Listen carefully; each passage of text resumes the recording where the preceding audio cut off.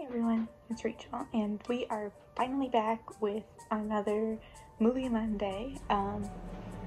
It's been a while, but we're back.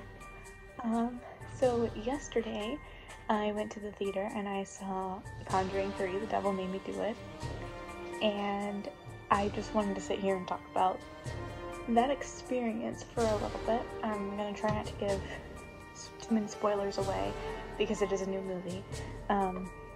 And I will be seeing it again sometime very soon with my other sisters who couldn't make it for this round. But yeah, so in my family, among us sisters, I guess I'm the one that's kind of made it a tradition where any new movie in that kind of universe, Conjuring and Annabelle and like all the movies that go along with that, we see in the theater if it's possible. So we kept that tradition alive. We went and saw this one. All of us, well, not all of us, me and my sister that went yesterday, we are both fully vaccinated, and we both kept our masks on the whole time, even though a lot of the people around us did not. But yeah, so the movie itself, we're gonna get into that. This was just the first time being in a movie theater for me in like a year and a half. So yeah, it was so good. The movie was a lot darker than the other two, and the second one was a lot darker than the first. So it seems like they keep progressively getting darker, and it was like, so okay, one of the things that I love about James Wan's films is that he does a really good job of these stories that are like based on true stories, but also sprinkling in moments of humor. That way it isn't just like dark all the time. You have no reprieve, nothing. It also kind of makes it seem a little more real rather than just trying to scare you for 2 hours straight, in my opinion. And this one had fewer moments of that, in my opinion, but the ones that were there really worked. Yeah, it was action right from the start. I mean, the movie opens with a pretty big ordeal. I'm not gonna get too into it, but it just keeps that momentum the whole time. But you kind of know that going into it with, you know, the court case being what it is and the story that they are portraying in this film. So yeah, I thought that was interesting. I thought it was very well done, and it kept you engaged the whole time. The movie, I think, is like an hour and 52 minutes long, and I will say this, if you do watch it, make sure you stay for the credits, because they do play they play a recording and they show the real pictures and stuff from some of the things that happened, and it's worth it. I love that they do that in those movies. They include little snippets of what really happened, and I think that it adds to the experience. But I'm also really drawn to that, and I really find that fascinating, and I watch a lot of things about that in my spare time.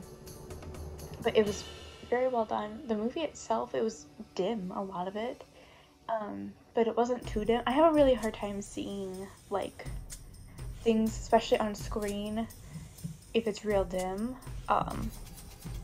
But, you know, I thought it was great. The theater itself had the movie up a little bit loud, but, no, I thought it was great. There were some jump scare moments, but they all worked in the flow of it, and most of it wasn't just a jump scare for the sake of a jump scare. I will say I can generally tell when something's gonna happen just based on the flow and the camera angle and what's happening and the context. Some of them do get me from time to time, but I can generally have a pretty good sense of when things are coming. But no, it was very good. I was drawn in the whole time, and it was intense. I can't imagine. I will also say though that for these people, and this is just across the board, all of these, I don't think I would be quite so forgiving and trusting right away if something like that happened. Like, if I witnessed something and someone was trying to attack me because they were, like, temporarily possessed, I don't think I'd be running up and giving them a hug right away. Like, I feel like I'd be like, okay, are you sure? Because we thought that this was gone, and then it came back, and you tried to kill me again. Like, are you sure it's actually gone this time? Maybe that's just me. Maybe I have trust issues. I don't know. But that's my take on that. But yeah, I really like those movies in particular when they focus on Ed and Lorraine Warren and their cases, but also their relationship. But more so the cases, because those are really fascinating. Yeah, I'm excited to see what they do next. And the other ones, they kind of lead, you can kind of get a sense of where they will be going with them. And this one, to me, it didn't seem like it didn't really drop a lot of things to give you like an idea of where they might go.